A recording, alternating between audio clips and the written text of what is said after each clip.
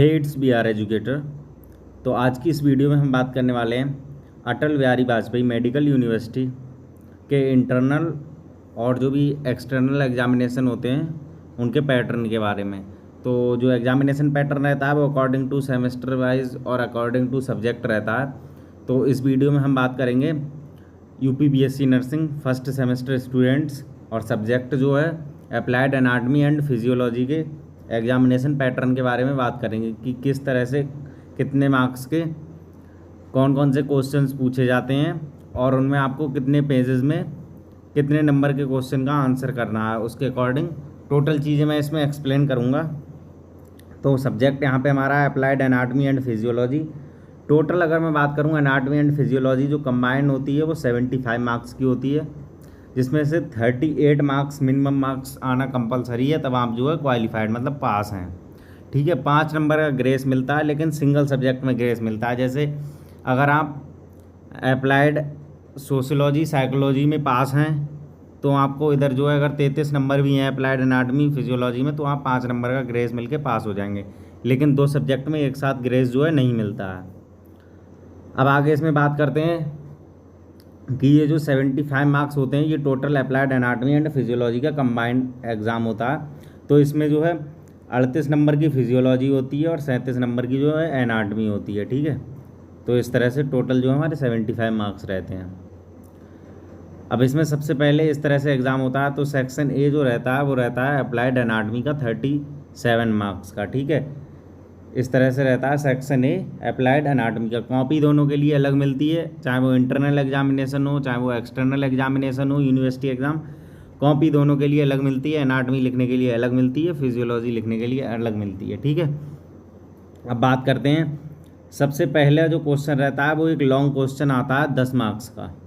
ठीक है, 10 मार्क्स का एक लॉन्ग क्वेश्चन आता है, ओनली 1 क्वेश्चन ऑफ 10 मार्क्स। ठीक है, अब इसमें आपको पेज कितने लिखने हैं, अगर आपको ज़्यादा नहीं लिख पा रहे हैं या आपको उसके बारे में मालूम नहीं तो मिनिमम 3 पेज क्या है, पासिंग मार्क्स आपको मिल सकते हैं इसमें।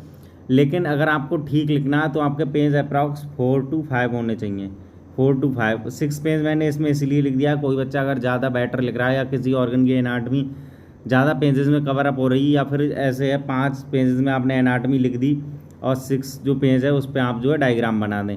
ये पेजेस की मैं जो बात कर रहा हूँ दोनों तरफ से पेज गिन रहा हूँ। जैसे ये पेज है तो दोनों तरफ से इसे गिन रहा हूँ 1, फिर ये 2, तो इस तरीके से। अब इसके पीछे आ जाएगा 3, इस तरह से पेज बता रहा हूँ आपको। ठीक है, तो इसका आपको ध्यान रखना है। ये सिंगल पेज बता रहा हूँ, पेयर वाले पेज नहीं बता रहा हूँ। सिंगल पेज में आपको 3 to 5 लिखना है, 6 पेज पे जो आप जो है डायग्राम वगैरह बना सकते हैं। तो आप मिनिमम अगर आप ठीक लिख रहे हैं तो 4 to 5 पेज तो लिखें ही, इससे आपको 10 में से 8 या 9 मार्क्स जो है मिल सकें। फिर सेकंड क्वेश्चन जो रहता है वो आपका शॉर्ट नोट्स का रहता है।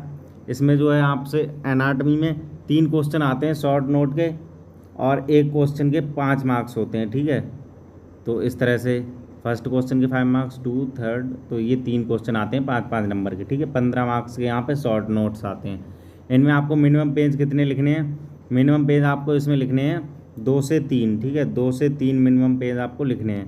और अगर आप 4 भी लिख रहे हैं कोई प्रॉब्लम नहीं है, आप टाइम मैनेजमेंट अपना देख लें, लेकिन मैं एक जो बता रहा हूँ अप्रॉक्स मिनिमम 2 से 3 पेज आपको जो है लिखने हैं 5 नंबर के क्वेश्चन में।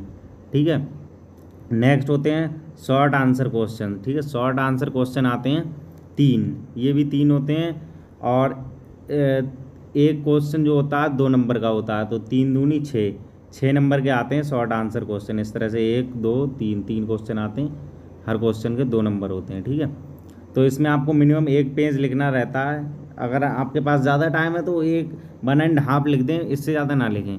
ठीक है, इतना सफिशियंट होता है, 1 to 1.5 पेज। ठीक है, फिर MCQ आते हैं आपके 6 नंबर के, यहाँ पे 6 नंबर के MCQ आते हैं अप्लाइड एनाटमी में। ठीक है, इस तरह से आपका जो है एनाटमी का एग्जामिनेशन पैटर्न होता है ये। अब मैं आपको बता दूं आपको कॉपी में लिखना कैसे है, उस चीज़ के बारे में पहले बात कर लेते हैं। तो जैसे मान लीजिए यहाँ पे ये लॉन्ग क्वेश्चन है, तो इस तरीके से आपको जो क्वेश्चन पहले आ रहा है पहले तो उसको लिखें। कोशिश करें कि जो क्वेश्चन आपको आ रहा है उसको पहले लिखें और अच्छे से लिखें। और जैसे आपको अगर लॉन्ग क्वेश्चन आ रहा है तो लॉन्ग क्वेश्चन को पहले अटैम्प्ट कर दें, अगर आपको MCQ आ रहा है तो MCQ पहले स्टार्टिंग से अटैम्प्ट करते हैं, वो आपके ऊपर डिपेंड करता है। आप सीक्वेंस में भी पेपर को अटैम्प्ट कर सकते हैं और बिना सीक्वेंस के भी कर सकते हैं, लेकिन आपको क्वेश्चन नंबर लिखना मैंडेटरी रहता है, जिससे अगर एग्जामिनर कॉपी को चेक कर रहा है तो उसे पता लग जाएगा कि ये कौन से क्वेश्चन का आंसर है। इस तरह से मान लीजिए जैसे आपको लॉन्ग क्वेश्चन का आंसर देना है तो आप यहाँ पे चाहें तो आप आंसर नंबर फर्स्ट डाल दें इस तरह से, और चाहें तो आप ऊपर इस तरह से एक हेडिंग डाल दें लॉन्ग क्वेश्चन। ये हेडिंग आपने मान लीजिए डाल दी यहाँ पे बंद करके। अब यहाँ पे डाल दिया आंसर नंबर फर्स्ट, वही उसका नंबर डाल दिया, और यहाँ से जिस भी ऑर्गन की एनाटॉमी पूछी गई है उस ऑर्गन का नेम लिख के और आपने उसको जो है लिखना स्टार्ट कर दिया। इस तरह से आपको जो है लिखना है। और जैसे यहाँ पे होता है शॉर्ट नोट्स में आपको 3 क्वेश्चन देखने को मिलेंगे, तो मान लीजिए सेकंड का यहाँ पे फर्स्ट इस तरह से होगा फर्स्ट, और सेकंड का सेकंड, और सेकंड का थर्ड क्वेश्चन, तो इस तरह से होंगे। तो वो भी जैसे आप थर्ड क्वेश्चन कर रहे हैं, थर्ड पहले कर रहे हैं, तो आपको लिख देना है यहाँ पे आंसर सेकंड का जो है आप थर्ड क्वेश्चन अटैम्प्ट कर रहे हैं।